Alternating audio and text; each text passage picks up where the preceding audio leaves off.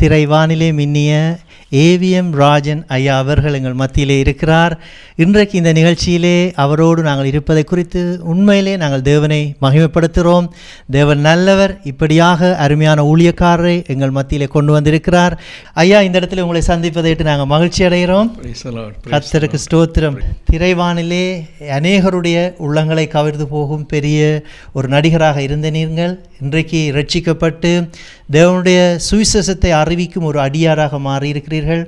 இது ஒரு சாதாரண காரியம் அல்ல. இது நினைத்து பார்க்க முடியாத ஒரு காரியம். கர்த்தர் பெரிதான ஒரு அற்புதத்தை செய்திருக்கிறார். உங்களுடைய சாட்சி இன்றைக்கு அநேகரை தொடப்போகிறது. ஆகவே உங்களுடைய சாட்சியை நாங்கள் கேட்க ஆவலாக இருக்கிறோம். நீங்கள் எப்படி ரட்சிக்கப்பட்டீர்கள், இந்த ரட்சிப்பு எப்படி உங்களுக்கு வந்தது? உண்மையிலே ஒரு திரைவானிலே இருக்கிற ஒருவர் தேவனுடைய அன்பை தெரிந்து கொள்வதற்கு ஒரு சந்தர்ப்பம் கிடைப்பது என்பது நினைத்து பார்க்க முடியாத ஒரு காரியம். இந்த சந்தர்ப்பத்தை தேவன் உங்களுக்கு தந்திருக்கிறார். ஆகவே டிவி நேயர்கள் அநேகர் இந்த வேளையிலே பார்த்து கொண்டிருக்கிறார்கள். நீங்கள் என்ன சொல்ல போகிறீர்கள் என்று உங்களுடைய சாட்சி, அது மாத்திரமல்ல நீங்கள் என்ன இந்த இடத்திலே தங்களுக்கு பேச போகிறோம் என்று காத்திருக்கிறார்கள். நாங்கள் உங்களை வரவேற்கிறோம். தேவன் நல்லவர். ஆமென். நல்லவர். ஆமென். தேவன் நல்லவர். ஆமென். அருள் தாரும் என் தேவனே, இருள் சூழும் உலகில் அனுதினம் நான் உம்மை துதிப்பேன். சோத்திர பலிகள் செலுத்திடுவேன். சோத்திர பலிகள் செலுத்திடுவேன்.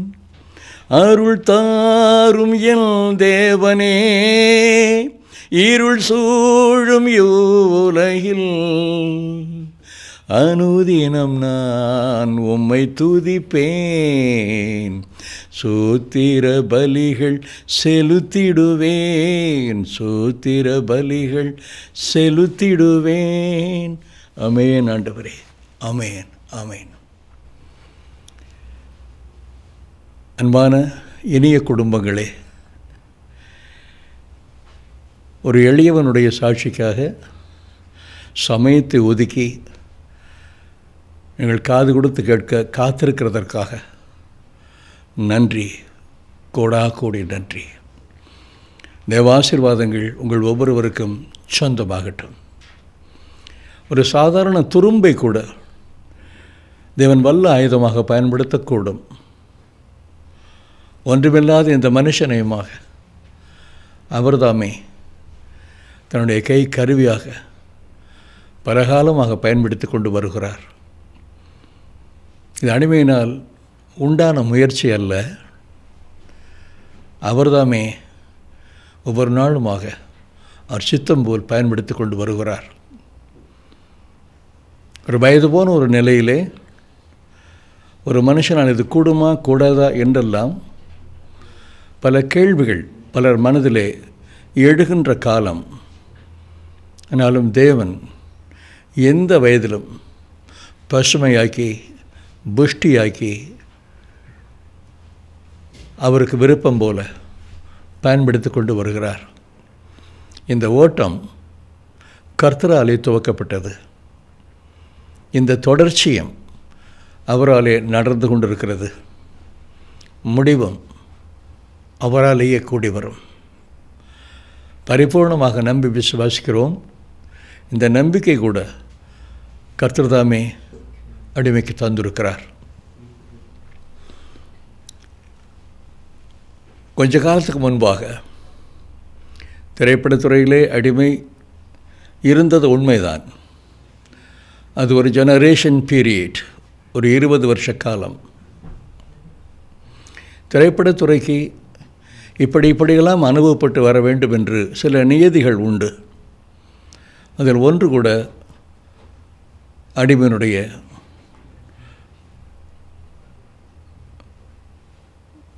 எதிர்பார்ப்பாகவோ இயங்குதலாகவோ எந்த நாளிலும் இருந்தது இல்லை. ஒரு சாதாரண குடும்பம், ஆன்மீக குடும்பம், ஆணித்தரமான ஒரு ஹிந்து குடும்பம். அதிலே பெற்ற தாய் தகப்பனுக்கு ஒரே ஒரு பிள்ளையாய் பிறந்தவர்களாலே கூடுமானவரை செல்லமாக வளர்க்கப்பட்ட ஒருவன். கொஞ்சம் படிப்பு வந்தது. அதனால் படிக்க வைப்பதற்கு அவர்கள் ஆசைப்பட்டார்கள். அந்த நாட்களிலெல்லாம்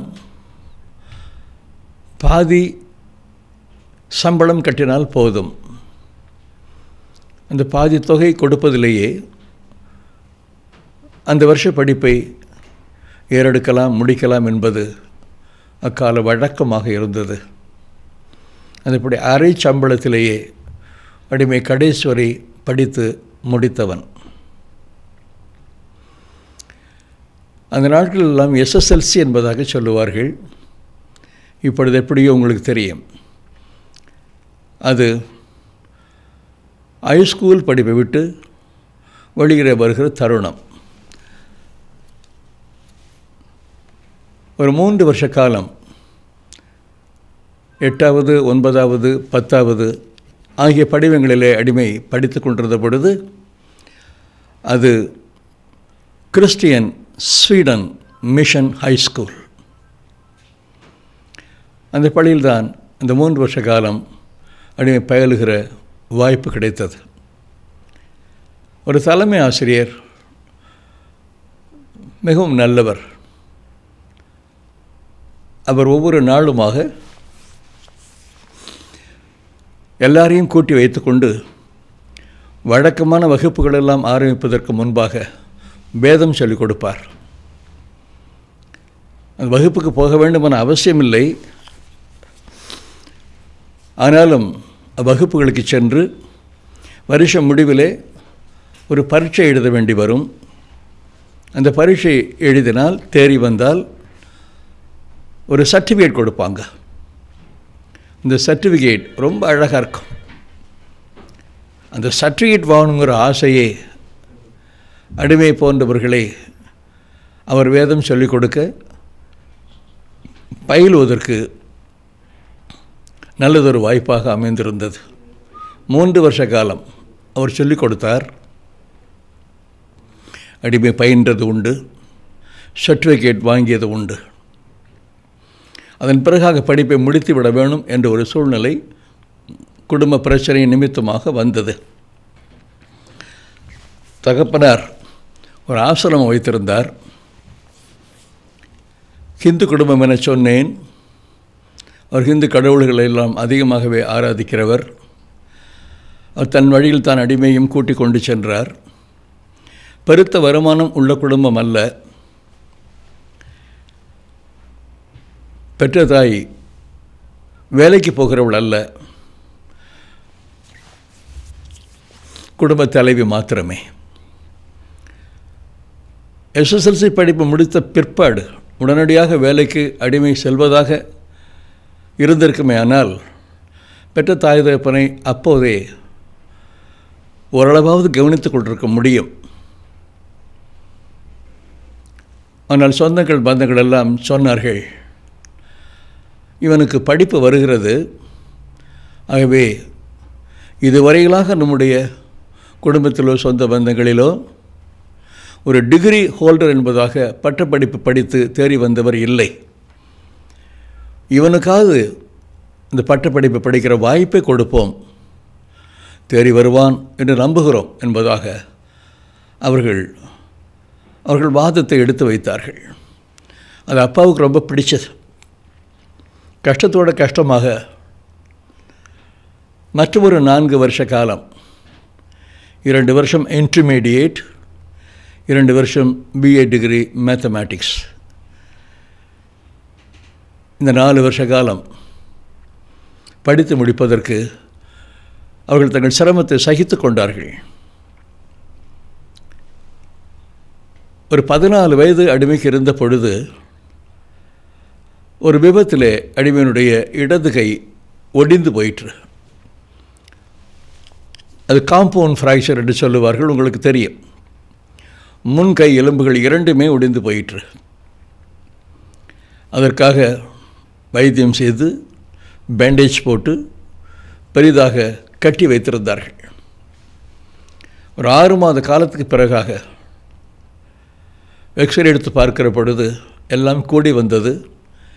ஒடிந்த எலும்புகள் எல்லாம் சேர்ந்து கொண்டன. இனி அந்த பேண்டேஜை பிரிக்கலாம் என்பதாக வைத்தியன்மார் சொன்னார்கள். அந்த படிகளாக இந்த பேண்டேஜை பிரிக்கிற பொழுது கையில் எலும்புகள் எல்லாம் கூடி வந்திருந்தது உண்மைதான். ஆனாலும் கையை மடக்கி இப்படி வைத்து கட்டியிருந்தபடியினாலே இந்த கையை நீட்ட முடியாதபடி அப்படியே நின்று போய்விட்டது. பெற்ற தாய்க்கு ரொம்ப வருத்தம். நான் ஒரு பிள்ளை தான் பெற்றேன், விபத்திலேயே மரித்திருந்தால் தேவலை. இப்பொழுது 6 மாத காலத்துக்கு பிற்பாக இந்த வளைந்த கையை வைத்துக்கொண்டே இந்த பிள்ளை இருப்பதை விட ஏற்கனவே மரித்திருக்கலாமே என்பதாக சங்கடப்பட்ட அந்த தாய் தன்னுடைய துக்கத்தை வெளிப்படுத்தி காண்பித்தாள். வைத்தியன்மார் சொன்னார்கள், சங்கடப்பட வேண்டாம், கொஞ்சம் ஒலிவ் ஆயில் அல்லது கேஸ்டர் ஆயில் கொஞ்சம் கொஞ்சமாக அந்த கையில் போட்டு ஒவ்வொரு நாளுமாக மசாஜ் மாதிரி செய்து கொண்டு வருவீர்களே ஆனால் அது சரியாக போய்விடும், கொஞ்ச காலத்தில் கை நீண்டு போகும் என்பதாக சொன்னார்கள். ஆனால் அன்ஃபார்ச்சுனேட்லி மீண்டும் ஒரு 14 வருஷ காலம் தேவைப்பட்டது இந்த கையை முழுமையாக நீட்டுகிறதற்கு. கல்லூரி படிப்பு படித்துக் கொண்டிருந்த பொழுது இப்படித்தான் கை இருக்கும். அந்த தருணத்திலே சர்வ உத்தமன் என்ற பெயருள்ள ஒரு மிகப்பெரிய போலீஸ் அதிகாரி பெற்ற தகப்பனுக்கு நண்பரானார். அவர் கேரளத்தைச் சேர்ந்தவர். அடிமையின் மேலாக அவருக்கு அதிகப்படியான பாசம் பிரியம் உண்டு. அவருடைய போலீஸ் தோரணையையும் அவர் அணிந்திருந்த அந்த உடுப்பையும் கவனித்து பார்த்து கொண்டு இருப்போமே ஆனால் அப்படித்தான் ஒரு போலீஸ் ஆஃபீஸர் இருக்கணும். ஒரு போலீஸ் ஆஃபீஸராக நாம் வரக்கூடுமே ஆனால் இவரை போல தான் இருக்க வேணும் என்பதாக அந்த நாளில் அடிமைக்கு தோன்றிற்று. ஒரு நாள் அவரை பார்த்து அடிமை கேட்டேன். அது கடைசி வருஷ படிப்பு. அந்த வருஷம் படிப்பை முடித்தாகிவிட்டால்,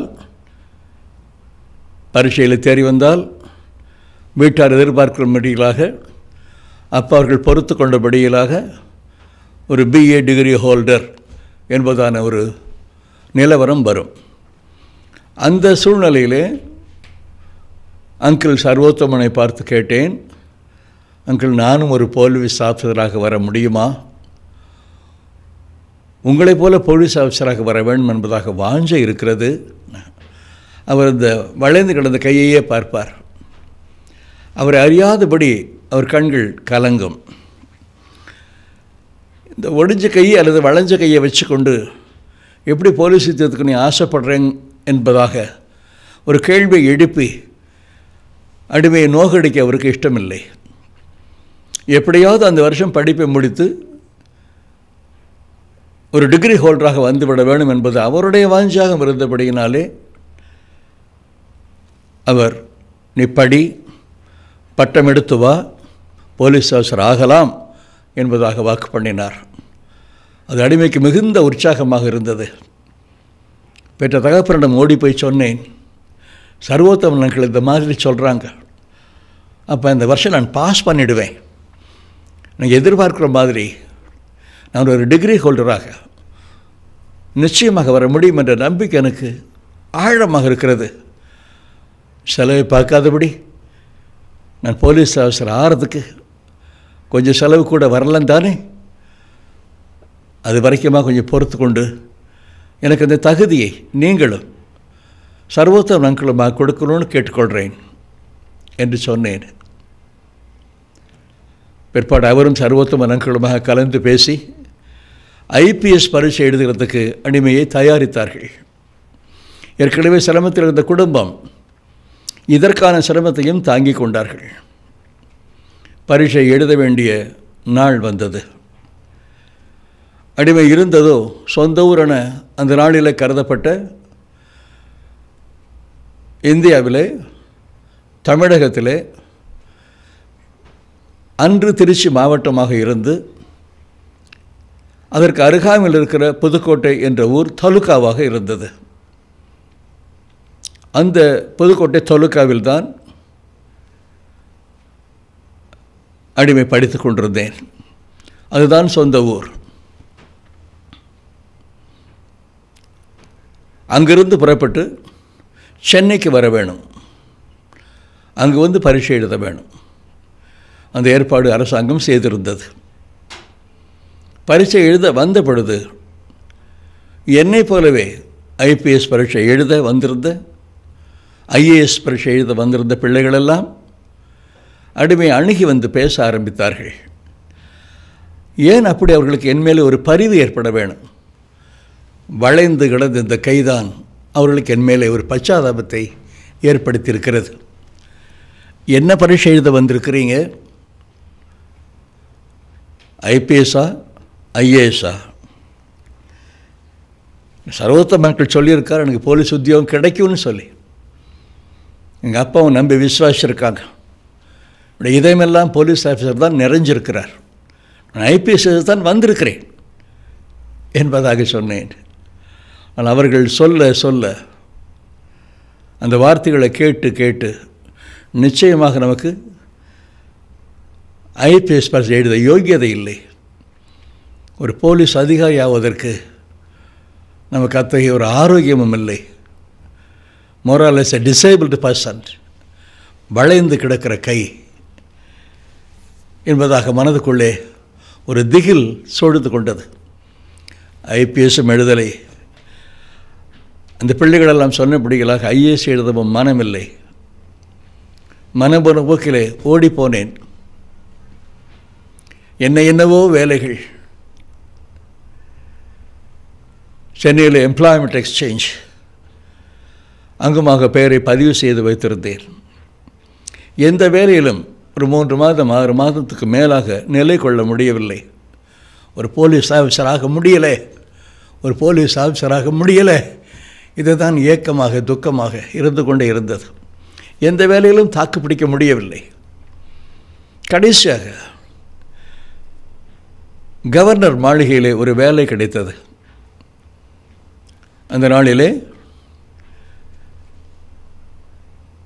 சென்னையிலே கிண்டி என சொல்லப்படுகிற இடத்திலே கவர்னர் மாளிகை இருந்தது. இப்பவும் அங்கு தான் இருக்கிறது.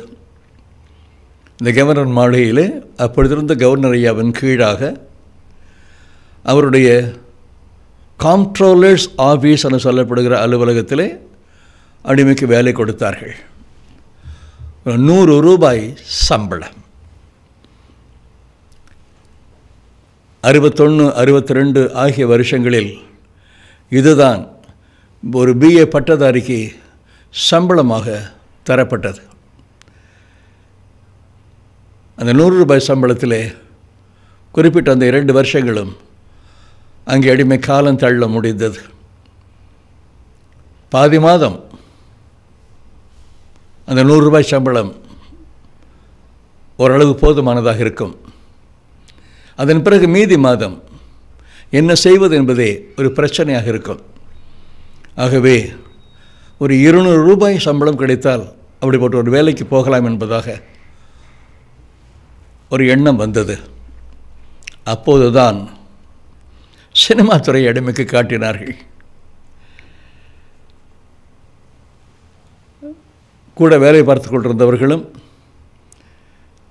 ஒரு சில நண்பர்களுமாக சினிமா துறைக்கு நீ பொருத்தமானவனாக இருப்பாய், அங்கே முயற்சி செய்து பார், உன்னை சேர்த்து கொள்ளுவார்கள் என்பதாக சொன்னார்கள். ஒரு சில நாட்கள் இதை யோசித்து பார்த்து கொண்டிருந்தேன். சினிமா துறைக்கு நாம் ஆயத்தப்பட்டது இல்லை. அதற்கான யோக்கியதை தகுதியெல்லாம் ஒன்றும் கிடையாது. நம்முடைய ஜீவிதத்தில் ஒரு போலீஸ் அதிகாரியாக வர வேண்டும் என்பதுதான் நோக்கமாக இருந்தது. அது சிதைந்து போயிற்று. அந்த ஆசை இப்பொழுது நிறைவேறவில்லை. இனி நிறைவேறும் என்பதற்கும் ஒரு வாய்ப்பில்லை. திரைப்படத்துறையிலே ஒரு மிகப்பெரிய பாடலாசிரியர் அந்த நாளிலே இருந்தார். ஒரு அடிமையின் தகப்பனாருக்கு மிக நெருங்கிய நண்பர். அவரிடமாக போய் சொன்னேன், 100 ரூபாய் சம்பளம் கொடுக்குறாங்க, அது ஒரு மாதத்துக்கு போதலை, ஒரு 200 ரூபாய் சம்பளம் கிடைத்தால் தேவலை என்பதாக நினைத்து கொண்டிருக்கிறேன். அதுதான் உங்களை வந்து பார்க்குறேன். எங்காவது ஒரு 200 ரூபாய் சம்பளத்துக்கு அடிமையை நீங்கள் நியமித்தால் தேவலை என்பதாக அவரிடமாக வேண்டிக் கொண்டேன். அந்த ஐயா ஏற்கனவே சினிமா துறையில் இருந்தபடியினாலே அடிமையை கூட்டிக் கொண்டு போய் ஒரு சிலரமாக காட்ட ஆரம்பித்தார். ஒரு அறிமுகப்படுத்துகிற பொழுதே அடிமையை நடிகனை அறிமுகப்படுத்தினார். அது எனக்கு பிரமிப்பாகவும் உடல் வியர்க்கக்கூடிய ஒரு பயத்தையும் கொடுத்தது. இரவில் அவரிடம் கேட்டால் எல்லாம் தன்னை போல வரும், பழக்கத்தில் எல்லாம் வரும், தைரியப்படு என்பதாக தைரியப்படுத்தினார். அப்படி ஒரு சில இடங்களில் ஏறி இறங்கிய பொழுது அவர் கூடவே வருவார். அவர் வந்தால்தான் அடிமை போவது என்பதாக அடிமைக்குள்ளே ஆணித்தரமான ஒரு விசுவாசம் இருந்தது. அவர் தவறாமல் கூட கூட்டிக் கொண்டு போவார். ஒரு குறிப்பிட்ட ஸ்டுடியோவிலே, மிகவும் பிரபலமான ஒரு ஸ்டுடியோ தயாரிப்பாளர்கள் அவர்கள், அந்த ஸ்டுடியோவிலே அடிமை கொண்டு போய் அவர் காண்பித்தார். அவர்களுக்கு என்னவோ அடிமையை பிடித்து போய்விட்டது. எடுத்த எடுப்பிலேயே ஒரு மாதத்திலே 250 ரூபாய் உனக்கு சம்பளம் என்பதாய் சொன்னார்கள். ஆச்சரியகரமாக இருந்தது. 200 ரூபாய் கிடைத்தால் போதும் என்ற ஒரு நிலவரம். ஆனால் அவர்கள் 250 ரூபாய் தருகிறேன் என்று சொன்னார்கள். அப்பொழுது என் கையை நீட்டி பார்த்தேன். அது சரியாக 28வது வயது. என் கை 14 வருஷங்களுக்கு பிறகாக முழுமையாய் நீட்ட முடிந்த நேரம். அவ்வேளையில்தான் அந்த துறையிலே அடிமையை ஏற்றுக்கொண்டார்கள்.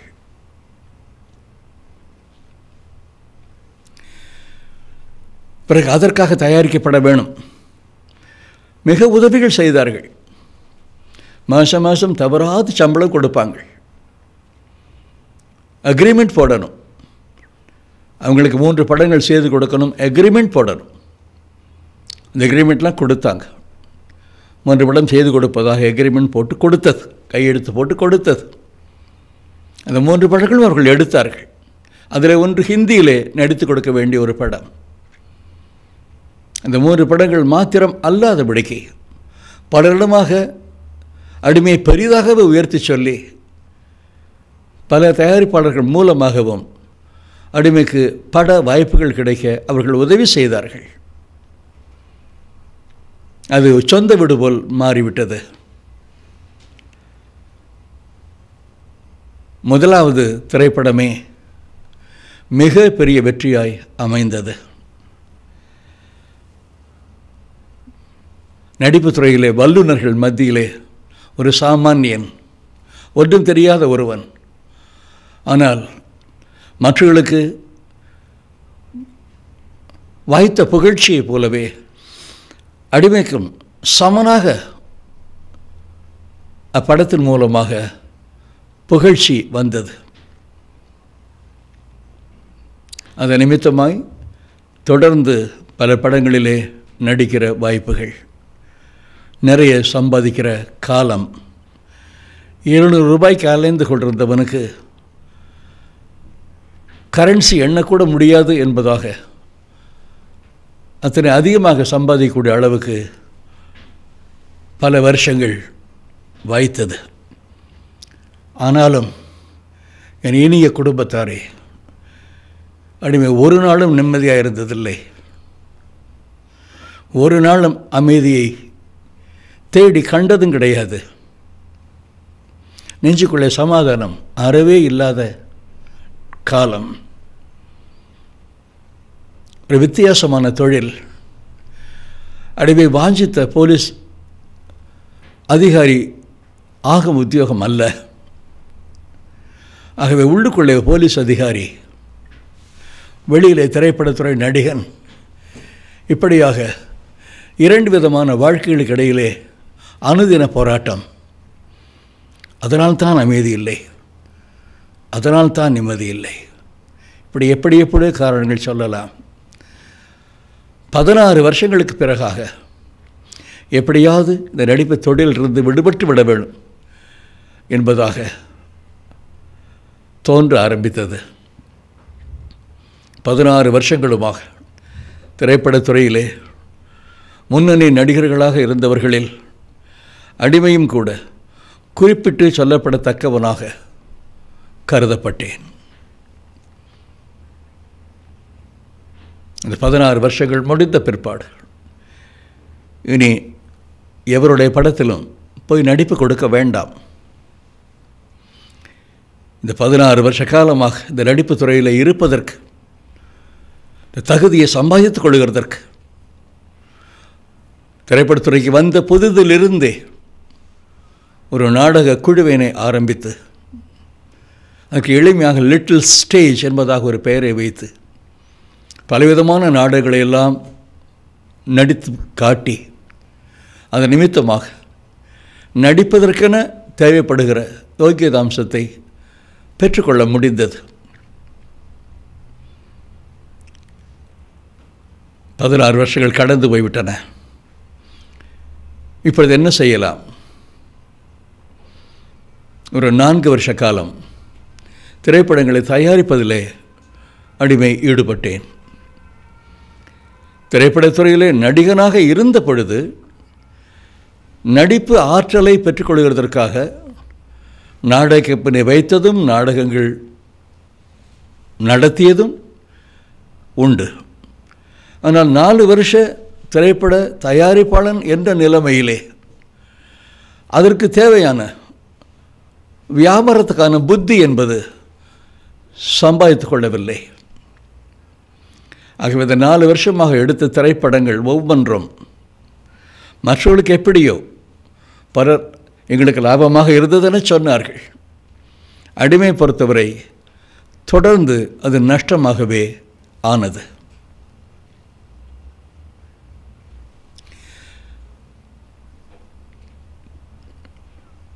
சென்னைக்கு வந்த பொழுது கையோடு ஒன்று கொண்டு வரவில்லை. திரைப்படத்துறையிலே நுழைந்த பொழுதும் ஒன்றும் கொண்டு வரவில்லை. கொஞ்ச கால திரைப்படத்துறை வாழ்க்கையிலே சம்பாதித்தது உலக பிரகாரமாக ஏதோ இருந்தது. வீடு வாசல், கார், கண்ணி, நகைகள் என்பதாக என்னவோ இருந்தது. எல்லாவற்றையுமாக கொலாட்ரல் செக்யூரிட்டி அடமானமாக வைத்து கடன் வாங்கித்தான் திரைப்படங்களை எடுக்க வேண்டி வந்தது. பெரும்பாலும் அந்த நாட்களிலே வடநாட்டிலிருந்து வருகிற சகோதரன்மார் திரைப்படத்துறைக்கு நிறையவே கடன் கொடுப்பார்கள். அவர்களிடமாக கடன் வாங்கி படம் எடுக்கிறவர்கள் கொஞ்சம் பேர் இருந்தார்கள். அடிமையும் அதற்கு விதிவிலக்கல்ல. அவர்களிடம்தான் எல்லாவற்றையும் கொடுத்து செக்யூரிட்டி என்ற படையில் அவர்களும் வாங்கி கொண்டு படம் எடுக்க உதவி செய்தார்கள். தொடர்ச்சியான இந்த நஷ்டம் 15 லட்சம் ரூபாய் வரைக்கும் பெருகி போயிற்று. ஏறத்தாழ 50வது வயது அப்பொழுது நெருங்கி கொண்டிருக்கிறது.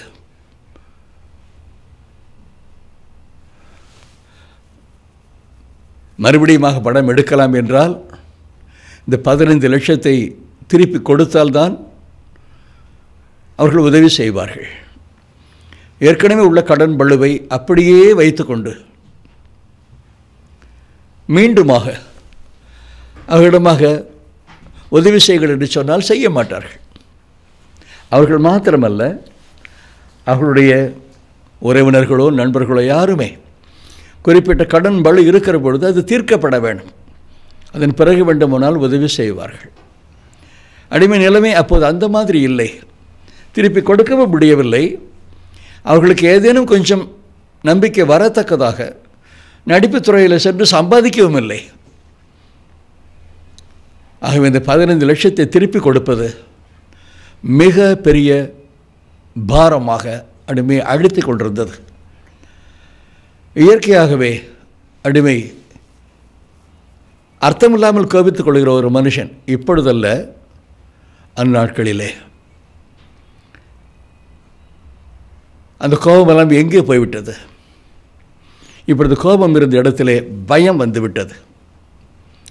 தனி அறையிலே தன்னை ஒழித்து கொள்ள வேண்டும் என்ற ஒரு நிலவரம் வந்தாயிற்று.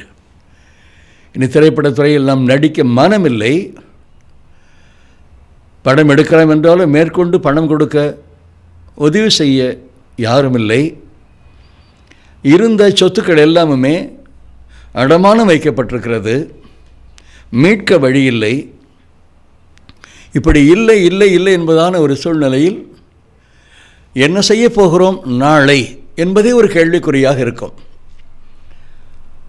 இரவு வந்துவிடுமே, ஆனால் நாளை விடிந்து விடுமே என்ற ஒரு பயம். விடிந்து விட்டால் கடன் கொடுத்தவர்கள் இன்று என்ன செய்வார்களோ என்ற ஒரு பயம். மறுபடியும் மாலை பொழுது வந்துவிட்டால் நாளை இந்த இரவு கழிந்து விடிந்துவிடும், மறுபடியுமாக என்ன செய்ய போகிறோம் என்ற ஒரு கேள்வி எழும். கொஞ்சம் கொஞ்சமாக இந்த கேள்வி அடிமையை தற்கொலைக்கு ஏவியது.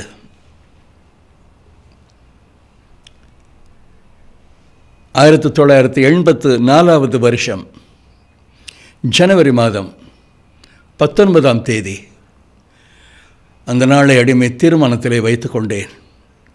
இன்று நாம் முடிந்து போய்விட வேணும்.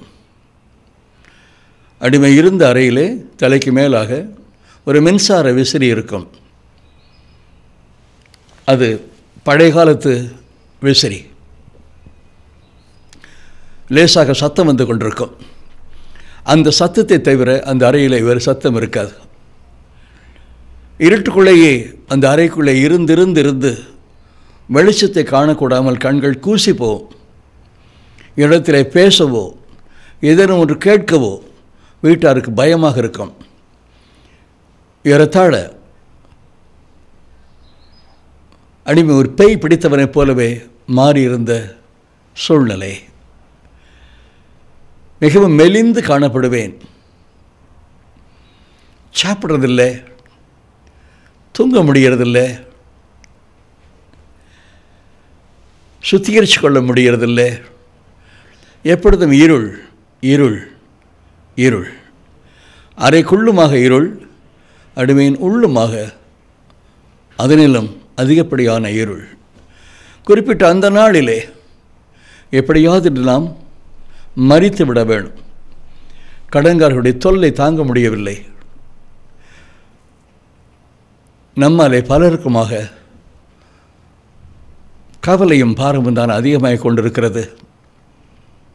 இந்த நிலையில் இன்று நாம் முடிந்து போய்விடலாம் என்பதாக அந்த 84வது வருஷம் ஜனவரி மாதம் 19ஆம் தேதியை அடிமை பயன்படுத்திக் கொள்ள விரும்பினேன். ஒரு எண்ணம் உள்ளுக்குள்ளாக வந்தது. எவ்வளவோ கடவுள்களின் கோவில்களுக்கு சென்றிருக்கிறோம். மாகாணமாக மாவட்டமாக அடிமை சென்று பல கடவுள்களை ஆராதித்தது உண்டு. நிறைய காசு பணம் நகையெல்லாம் கொண்டுகிட்டு போய் உண்டியில் கொட்டிட்டு வந்தது உண்டு.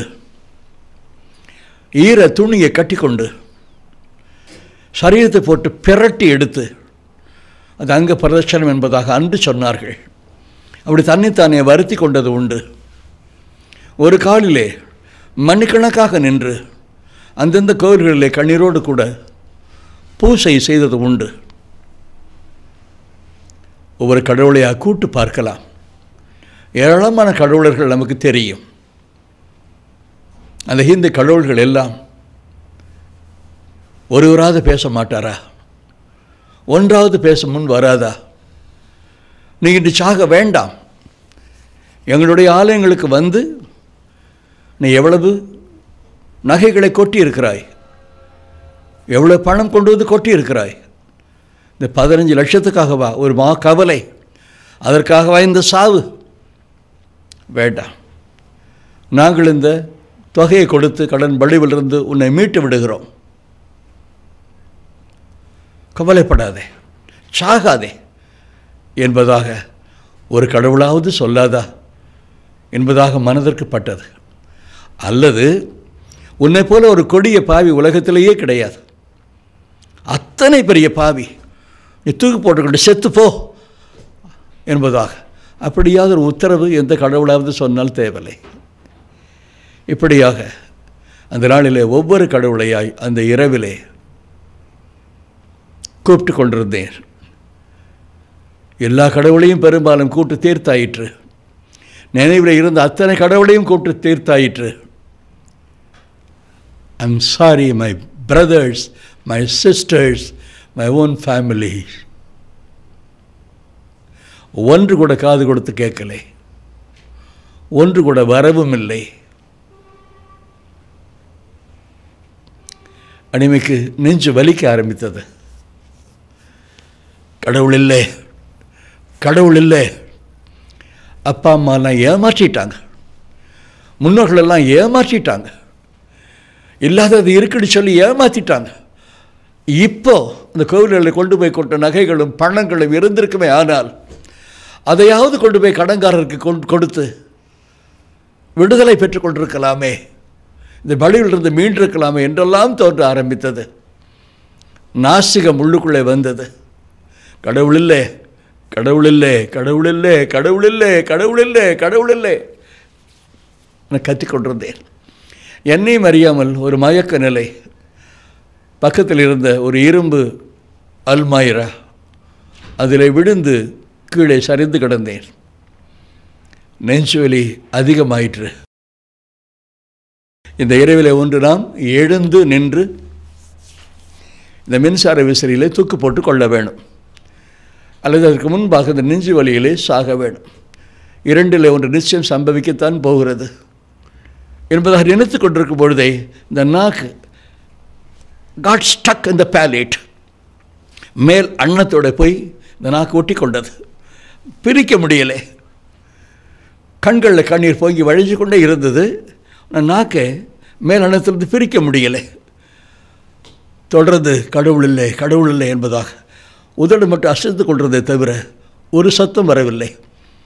இப்பொழுது அந்த அறையிலே ஒரு சின்ன சத்தம் மாத்திரமே, அந்த மின்சார விசிறி எழுப்புகின்ற சத்தம், அவ்வளவுதான். அந்த சமயத்தில் தான் எனக்கு பிரியமானவர்களே,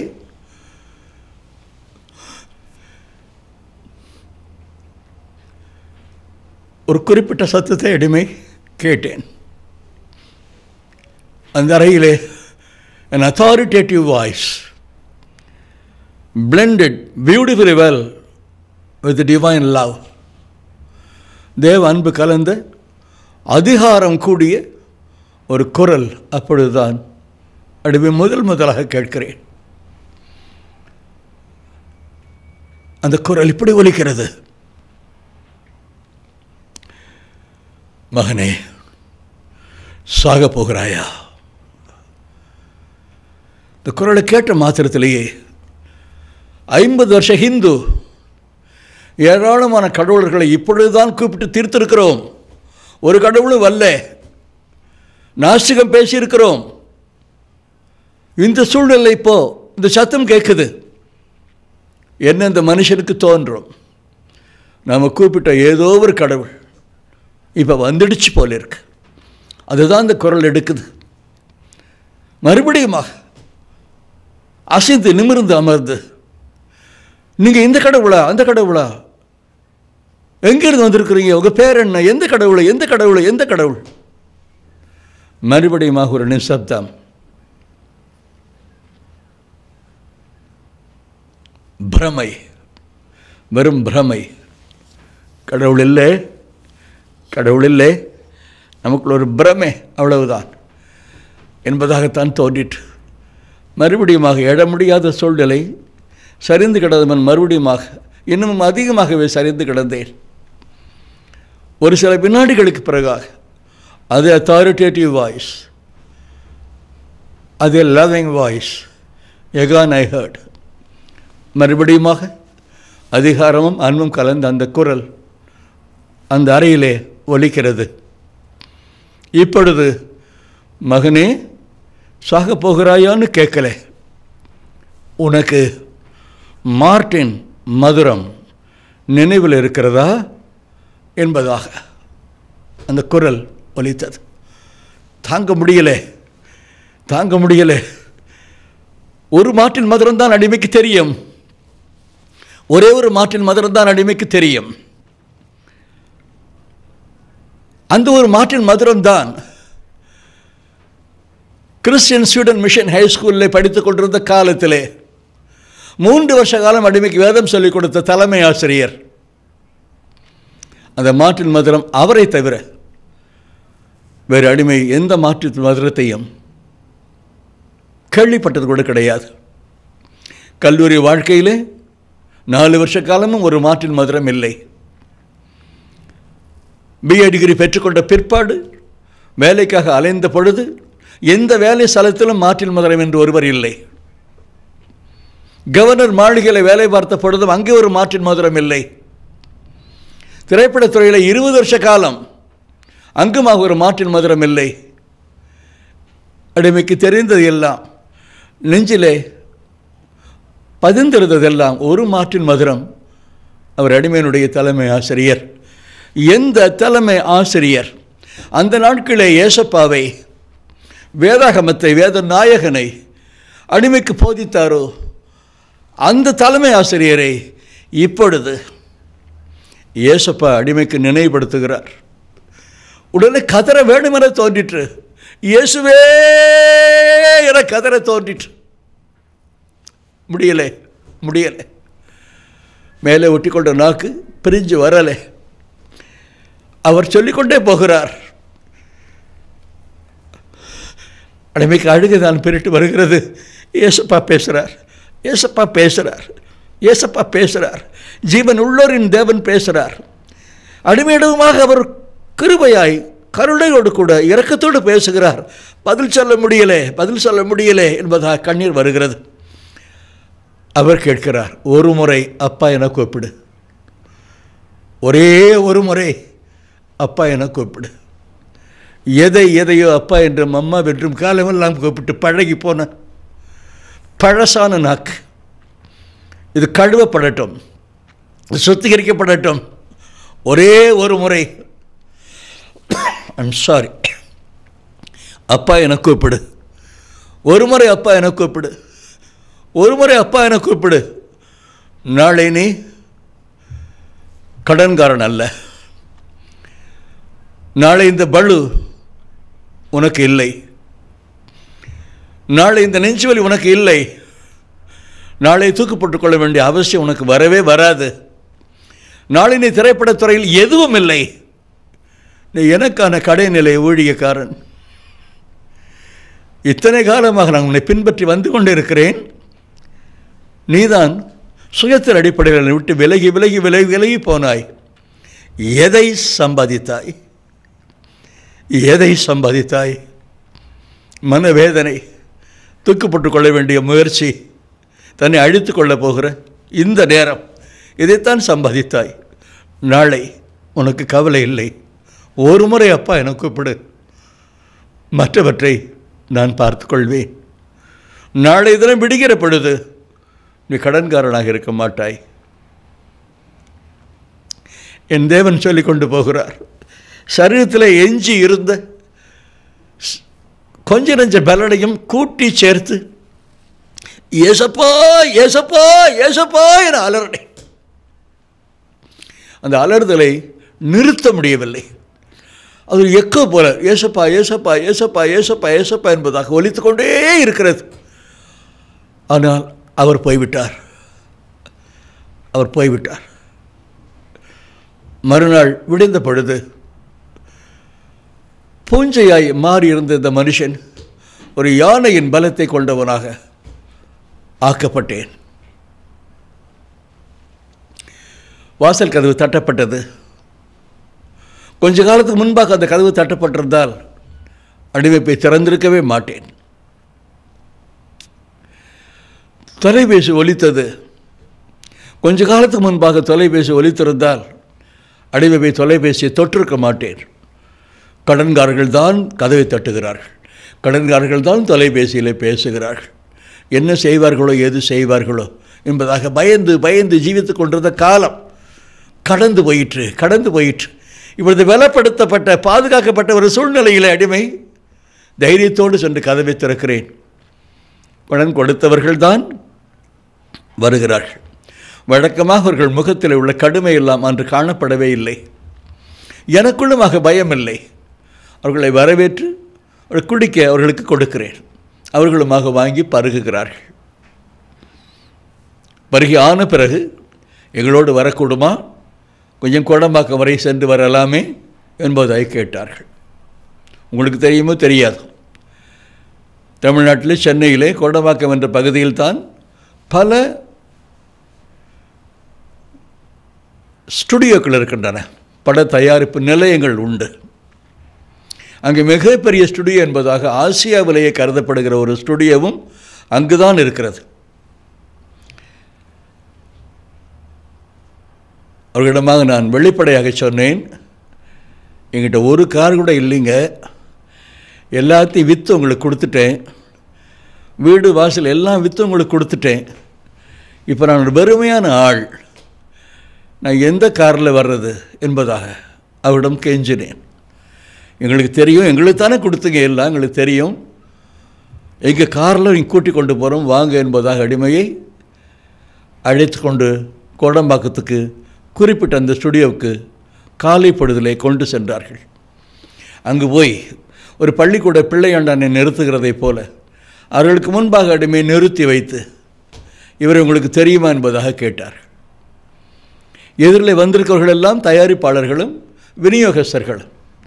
அந்த காலை பொழுதிலே படம் எடுத்த தயாரிப்பாளர்கள் அதை விற்பதற்காகவும் படத்தை வாங்கி விநியோகம் செய்வதற்காக வந்திருக்கிற விநியோகஸ்தர்களும் இரண்டு சாராருமே அங்கே இருக்கிறார்கள். அவர்கள் உற்று பார்த்துவிட்டு, இவர் இன்னார் எங்களுக்கு தெரியும், நிறைய படம் எடுத்திருக்கிறோம், நிறைய படங்களை வாங்கியிருக்கிறோம், ரொம்ப பெலிச்சு காணப்படுறார் என்பதாக சொன்னார்கள். இங்கேயே கூட்டிக் கொண்டு வந்தீங்க என்ற கேள்வியும் எழுப்பினார்கள். கடன் கொடுத்தவர்கள் வடநாட்டைச் சேர்ந்த அந்த சகோதரன்மார். அவர்கள் உங்களுக்கு முன்பாக இவரை கொண்டு வந்து நிறுத்தியதிலே ஒரு அர்த்தம் உண்டு. நாங்கள் இவருக்கு கடன் கொடுத்திருக்கிறோம், அவரால் திருப்பி கொடுக்க முடியலை, ஒரு 15 லட்சம் ரூபாய் வரைக்கும் அவர் திருப்பி கொடுக்க வேண்டி வருகிறது. அவர் திருப்பி கொடுக்கலை, கொடுக்க அவரால் முடியலை.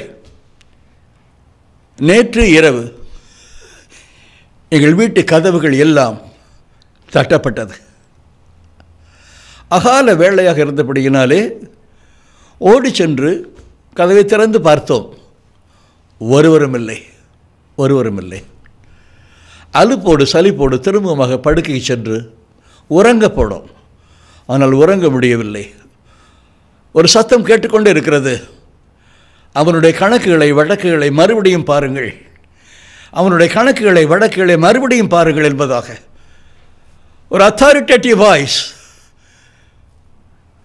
a loving voice, an order, a command, அது வலித்துக் கொண்டே இருக்கிறது. தூக்கம் பிடிக்கலை, எடுத்து வச்சுக்கொண்டு கணக்கு வழக்குகள் எல்லாம் பார்த்தோம். பார்த்தால் ஒரு வட்டியாக மற்றபடியாக எப்படியோ ஏராளமாக கொடுத்திருக்கிறார். இப்பொழுது அவர் கொடுக்க வேண்டியது 15 லட்சம் அல்ல, ஒரு 4.5 லட்சம் மாத்திரமே மீதம் இருக்கிறது. ஆனாலும் அந்த 4.5 லட்சத்தை அவர் எங்களுக்கு கொடுக்க வேண்டாம் என்று சொல்லி எழுதி கொடுத்த டாக்குமெண்ட்ஸ் எல்லாவற்றையும் எடுத்து அவர்களுக்கு முன்பாக எல்லாவற்றையும் கிழித்து தூர எறிந்தார்கள். வாங்க பிரதர், உங்களை வீட்டில் கொண்டு விட்டுட்டு போகிறோம் என்பதை கூப்பிட்டார்கள். ஆச்சரியம், என்ன நடக்கிறது நம்ம சுற்றி என்று ஒன்றுமே புரியலை. நேற்று இரவு தான் அப்பா சொன்னார், நாளை நீ கடன்காரன் அல்ல, நாளை நீ சினிமாக்காரனும் அல்ல, நாளை நீ என்னுடைய வேலைக்காரன், நாளை நீ சாக வேண்டாம், நாளை உனக்கு நெஞ்சுவலி இல்லை,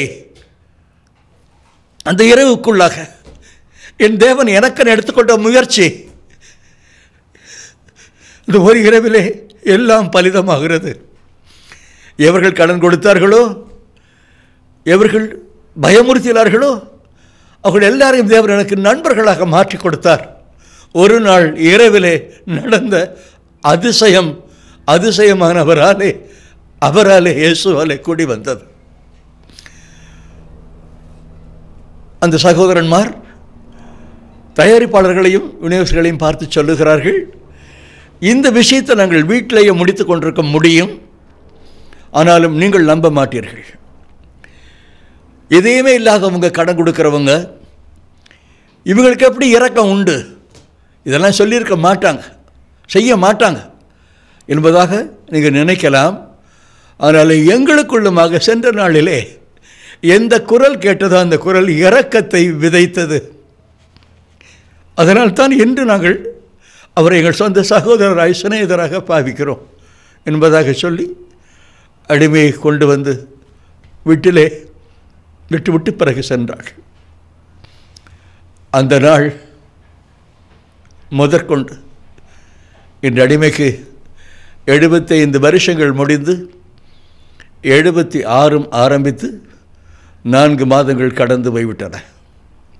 76வது வயதிலுமாய் என் தேவன் அடிமையை பலப்படுத்துகிறார், என் தேவன் அடிமையை பாதுகாக்கிறார். சாரி, ஒருபோதும் ஒருவரையும் கைவிடாத தேவன் ஒரு முறை அப்பா என அழைத்ததற்கே இத்தனை பெரிய கிருபை அவரால் செய்யக்கூடுமே. ஆனால் எங்கிருந்தோ இதை இந்த அடிமையை ஒரு பொருட்டாய் மதித்து பார்த்து கொண்டும் காது கொடுத்து கொண்டும் இருக்கிறீர்களே, உங்களையா விட்டு விடுவார்? இந்த மண்ணிலே கிறிஸ்து இயேசு அல்லாது வேறு எந்த துணையும் இல்லை. கிறிஸ்து இயேசுவின் திருப்பாதங்கள் அல்லாது நமக்கு இருப்பிடமில்லை. எங்கே இருந்தாலும் எந்த விபத்திலும் ஆபத்திலும் நம்மை காப்பாற்ற இயேசுவல்லால் வேறு யாரும் இல்லை. அவர் மாத்திரமே நம்மை காக்கக்கூடும். ஒப்புவித்துக் கொண்டேன். அந்த நாள் முதலாக தேவன் அடிமையை தன்னுடைய வேலைக்காரனாகவே பாவிக்கிறார். A bond servant, a slave to Jesus Christ. பவுலையா சொல்லுகிறதை போல a prisoner of Jesus. Happily, boldly, with all enthusiasm and enlightenment, அடிமை சொல்லிக் கொள்கிறேன், I am a prisoner of Jesus Christ. இந்த நாளிலே இப்படி ஒரு நிகழ்ச்சியில் பங்கு கொள்கிறதற்கு ஏற்பாடு செய்த சகோதரன்மார் அவர்கள் நன்றாக இருப்பார்களாக.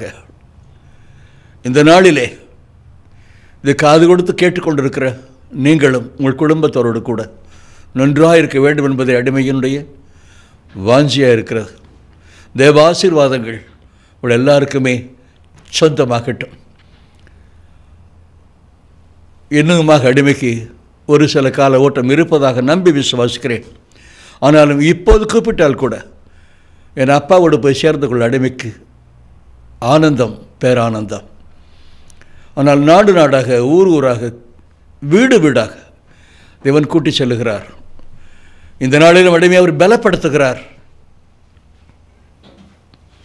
அந்த பலனை கொண்டுதான் எல்லாமே சாதிக்கப்பட கூடுகிறது. அடிமைக்கு சொந்த பலனும் இல்லை, சரீரத்திலே வேறொரு எந்த நலனும் இல்லை.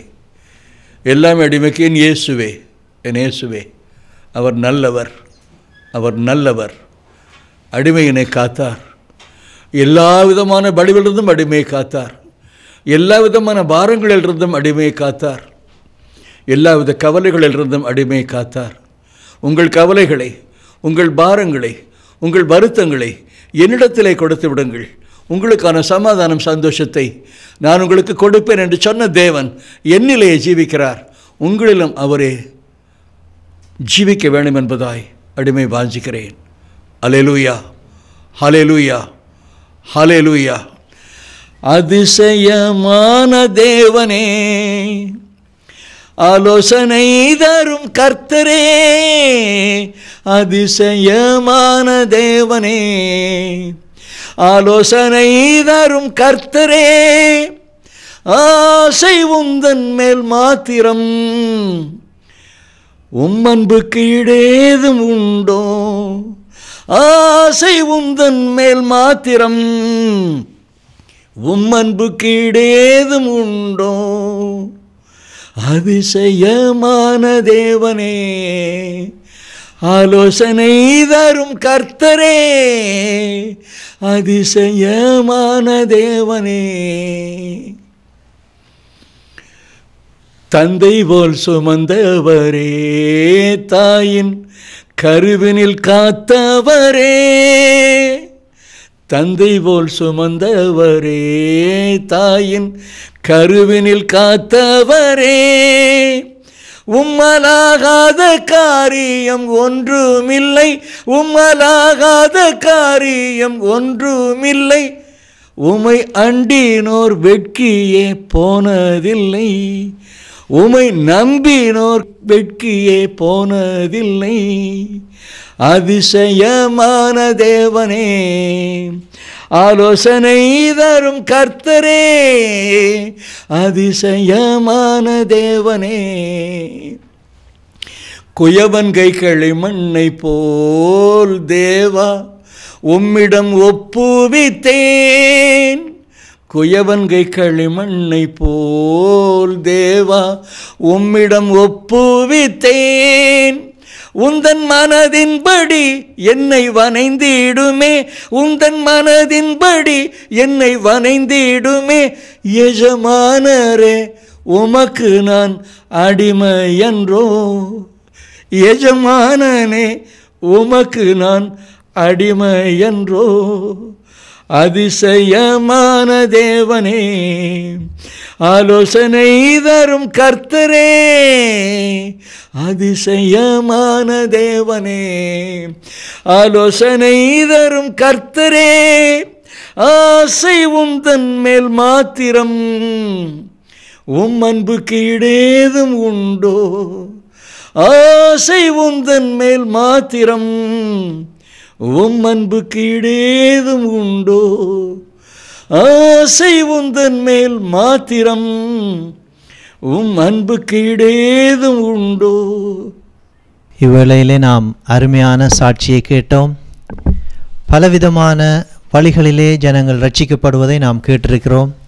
ஆனால் இந்த இடத்திலே தேவன் நேரடியாக எங்களுடைய ஐயாவை சந்தித்து தம்மை வெளிப்படுத்தியிருக்கிறார்.